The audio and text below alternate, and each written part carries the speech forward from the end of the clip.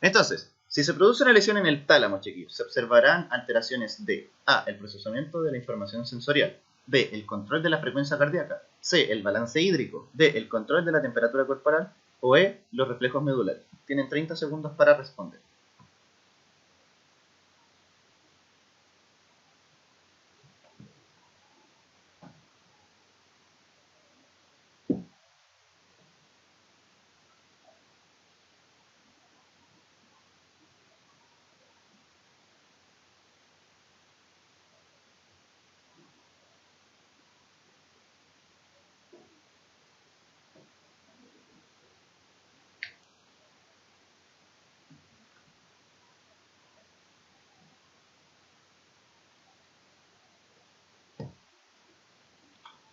Ya, chiquillos, la correcta es la A. Como bien decíamos, la principal función del tálamo es el relevo sensorial. Y por lo tanto, el procesamiento de la información sensorial se va a ver afectado si nos lesionamos del tálamo. Entonces, chiquillos, vamos al sistema límbico. Si nosotros cortamos el cerebro en dos, veremos que hacia el centro habrá un giro bien especial con forma de cinturón. Eso se llama el giro cingulado. Este giro cingulado, junto con otras estructuras como el hipocampo, la amígdala y el hipotálamo, etc., todo esto corresponde al sistema límbico. ¿Y por qué? Porque es una corteza que se llama también corteza primitiva, la cual es la primera corteza en formarse en el desarrollo embrionario, por eso se llama corteza primitiva, que a veces es incontrolable por la neocorteza, que es la corteza más reciente formada a nivel del desarrollo, que corresponde principalmente a corteza cerebral. Son estructuras que participan en respuestas emocionales e instintivas, como la conducta sensual, temor, ira, motivación, etc. Entonces, cuando ustedes piensen en que algo lo está superando, que necesitan, como no sé, por deseo sexual, o deseo por droga, motivaciones por ciertas cosas, o sienten sensaciones de rabia o temores, o una profunda tristeza, es porque esta corteza primitiva, que corresponde al sistema límbico, pasa por sobre la neocorteza. Y por eso cuesta tanto muchas veces controlar esta sensación. Y por eso muchos pacientes psiquiátricos tienen este problema de que no es controlable por la neocorteza. Y por eso, chiquillos, se dice que esta corteza se encarga de evaluar las respuestas emocionales e instintivas. Aquí, por ejemplo, tienen una señora bien asustada, que parece asustada solo con verlos, solo con ver sus caras de estresados. Después, chiquillos, tenemos el cerebelo. Y el cerebelo, chiquillos, tiene una sustancia blanca central y una sustancia gris periférica, igual que el cerebro. ¿Y de qué se encarga el cerebro? Del cerebelo, que quiere decir, de coordinar los movimientos voluntarios. Onda, nosotros queremos realizar un movimiento voluntario desde la corteza, pero hay que coordinarlo, hay que equilibrarlo. ¿Como cuál? Como cuánta fuerza tienen, en qué dirección van y la velocidad. ¿Para qué? Para mantener el equilibrio corporal. Entonces, por ejemplo, si ustedes quieren ponerse un zapato, ustedes tienen que flectar las piernas, agacharse de manera adecuada y ajustar un poco el brazo para que, por un lado, la fuerza empuje el zapato hacia arriba, que mantener un pie fijo al suelo para que no se caiga, etc. Y si ustedes tienen un daño a nivel del cerebelo, ya sea por un perdigón de los pacos, o por un balazo, o por un tumor, por ejemplo, se va a generar lo que se produce ataxia. La ataxia, ¿qué es? Es un fallo, es una pérdida de la coordinación de los movimientos voluntarios. Entonces van a ver una persona que marcha como curado. Bueno, aumento de la base de sustentación, ¿qué quiere decir eso? Que los pies están más separados los pies uno del otro y se van a cada rato perder el equilibrio. Aumentan su base de sustentación porque pierden el equilibrio muy fácilmente. Y por eso un daño a nivel cerebral produce ataxia. La ataxia es la pérdida de la coordinación de los movimientos voluntarios. Después, chiquillos, tenemos el tronco encefálico. El tronco encefálico, chiquillos, se encarga de tener una sustancia gris central que tiene núcleos y una sustancia blanca periférica, igual que la médula espinal, con tractos que van hacia el resto del cuerpo, que son descendentes, y tractos ascendentes que van hacia el cerebro.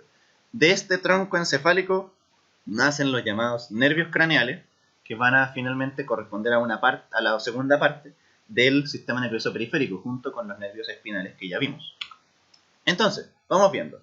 ¿Por qué nos centramos en el mesencéfalo? Porque el mesencéfalo es principalmente zona de procesamiento para funciones olfatorias y visuales. Por eso hay que entender un poco más las siguientes. La protuberancia o puente es una comunicación por un lado, entre el cerebelo y el tronco encefálico. Es como un centro de comunicación. Y lo principal que tiene la protuberancia es que tiene los centros que controlan la ritmicidad cardíaca. El centro apnéusico y el centro neumotáxico. ¿Qué pasa? Que el centro apnéusico, no sé si está ya.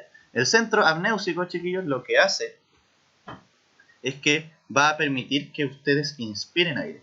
Cuando ustedes necesitan aire, el centro apnéusico se activa, entonces promueve la inspiración, tragar aire e inhibe y para la expiración, para finalmente tragar el aire. Ahora bien, ¿qué va a pasar? Que a nivel pulmonar se va a detectar cuando todos sus pulmones y toda su caja torácica está demasiado expandida.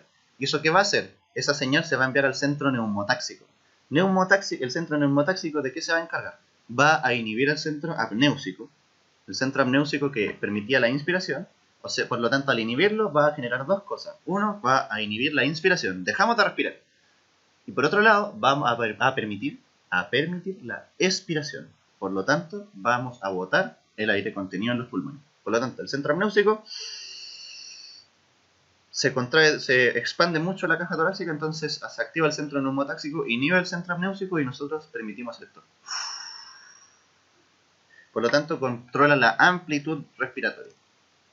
Después, chiquillos, el bulbo tiene muchos centros de reflejos neurovegetativos. Neurovegetativos se refiere a involuntarios, ya sean respiratorios, vasomotores, cardíacos, salivación, estornudo, del vómito, etc. Se le llaman también centro del vómito. Aquí, por ejemplo, están todos los centros encargados de los distintos reflejos. Y si ustedes se fijan, tienen múltiples funciones. Hay un núcleo que hace relevo de información, hay un núcleo que regula la frecuencia cardíaca y la contracción cardíaca, otro que regula la distribución del flujo sanguíneo, otro que marca la frecuencia respiratoria. Esta es la diferencia entre la protuberancia del puente y el bulbo, que el bulbo controla la frecuencia respiratoria, o sea, cuántas respiraciones por minuto tenemos nosotros. Pero el puente controla lo que se llama la amplitud respiratoria, o sea, cuánto nosotros inspiramos y cuánto nosotros expiramos. Por lo tanto, el bulbo tiene muchos centros reguladores de reflejos neurovegetativos. Es también conocido como el centro de la salivación y el centro del vómito. Aquí están las funciones que ya les comenté. Después, chiquillos, ya pasamos por el sistema nervioso central. Ahora vamos al sistema nervioso periférico. El sistema nervioso periférico tiene fibras nerviosas, que son nervios, y somas neuronales, conjuntos de somas, que les llamamos ganglios. O sea, el cordoncito son nervios, el clásico cordón amarillo son los nervios, y las pelotitas que se forman son los ganglios. Entonces, ¿qué va a pasar? Que del encéfalo tenemos nervios craneales, que son 12 pares, y la médula erige nervios raquídeos o espinales, que son 31 pares, que van a formar el sistema nervioso periférico. Y el sistema nervioso periférico está estructurado por nervios sensoriales, por un lado, que corresponden principalmente a vías aferentes, o sea, que viajan desde la zona afectada hacia el sistema nervioso central. Y también por nervios motores, que van a salir desde el sistema nervioso central hacia el resto del cuerpo, que corresponden, por lo tanto, a las vías eferentes. ¿Y qué lo comprende? El sistema nervioso somático o voluntario, que son las cosas que hacen voluntariamente ustedes, como escribir lo que están escuchando, o el sistema nervioso autónomo, que son aquel sistema que controla involuntariamente su cuerpo. Por lo tanto, por ejemplo, controlar las contracciones de su corazón o el sudor. Y esto está dividido en sistema nervioso simpático y parasimpático. El sistema nervioso sensitivo, como bien decíamos, está compuesto con fibras aferentes, y el sistema nervioso motor, que está compuesto por el sistema nervioso voluntario, y voluntario son principalmente musculatura esquelética. La musculatura esquelética es más voluntaria que involuntaria. Tienen componentes involuntarios, pero en ese sentido también es el único musculatura del cuerpo que es controlada también por el sistema voluntario. Pero en cambio, donde hay más tejido muscular, como en vísceras, el músculo liso, como en los vasos sanguíneos, el corazón y las glándulas, son controladas solo por el sistema nervioso autónomo, porque son funciones que ustedes no piensan. Ustedes no piensan cuánto se contrae su corazón. Oh, quiero contraer mi corazón. No lo contrae. O cuánto quiere sudar. ¿Me entienden? Entonces, eso es controlado por el sistema nervioso autónomo. Entonces, ¿qué pasa? Que el sistema nervioso somatomotor o voluntario tiene musculatura esquelética, en que participan en reflejos y movimientos voluntarios. Como bien les explicaba, también tiene un componente autónomo. se hace sinapsis desde la médula, emerge una fibra motora y se hace sinapsis en el músculo esquelético. Esa zona donde se hace sinapsis, como ya se vio en la clase de efectores, esa zona se llama placa motora. Y el neurotransmisor encargado de realizar esta función de comunicación entre la fibra motora y generar una respuesta a nivel muscular es la acetilcolina, que su efecto siempre es excitatorio sobre la fibra muscular. Y por otro lado tienen que entender que las fibras motoras de la médula, las fibras que van hacia un músculo, siempre van a estar mielinizadas. Tienen que estar mielinizadas porque la mielina lo que hace es que aumenta la velocidad del impulso nervioso. Y después, ¿qué tenemos? Que en el sistema nervioso autónomo hace también una acción conjunta con el sistema nervioso endocrino para regular la homeostasis del cuerpo. La homeostasis es, en el fondo, mantener los parámetros corporales en rangos normales, la temperatura, el pH, las concentraciones de distintos iones, etc., como vemos en la clase de homeostasis. Hacen una acción antagónica del sistema nervioso autónomo entre sus dos divisiones. Casi todos los órganos efectores, como bien decíamos, presentan una inervación simpática y otra parasimpática. Y también, por otra parte, es necesaria una sinapsis fuera del sistema nervioso central en un ganglio periférico. ¿Qué quiere decir esto? Que nosotros, desde la médula, emerge un nervio raquídeo, ¿cierto? Espinal. Ese nervio espinal va a ir finalmente no directamente al efector o al músculo, sino que va a ir a un ganglio periférico. Y en ese ganglio periférico, ¿qué va a pasar? Que va a haber una sinapsis y de ese ganglio periférico va a emerger finalmente la neurona que va a contactar directamente con el efector. Por lo tanto, se dice que en toda sinapsis del sistema nervioso autónomo efectora van a haber fibras preganglionares y fibras postganglionares. Entonces, chiquillos, el simpático, por otro lado, nos prepara para la acción, para huir o luchar. El clásico lanza que viene ahí y dicen, traga todas las monedas, cochino culiao. Ya, ese compadre les muestra el cuchillo que les pasa, o se lo enfrentan o arrancan. Entonces, ¿qué pasa? Que aumenta la frecuencia respiratoria, la frecuencia cardíaca y respiratoria. Llega más sangre a los músculos, porque ocurre una vasodilatación de los vasos sanguíneos que van a los músculos. Se les dilatan las pupilas. Y por otro lado, hay mayor liberación de adrenalina. La adrenalina al final, ¿qué permite? La adrenalina también permite procesos para aumentar la glicemia, la glucosa en la sangre. Por lo tanto, la glucosa también sirve como fuente energética para toda la respuesta de huida o lucha. Y por otro lado, el parasimpático son actividades restauradoras del cuerpo. Después de que ocurrió algo simpático hay que relajarse. Por ejemplo, después de comer se relajan.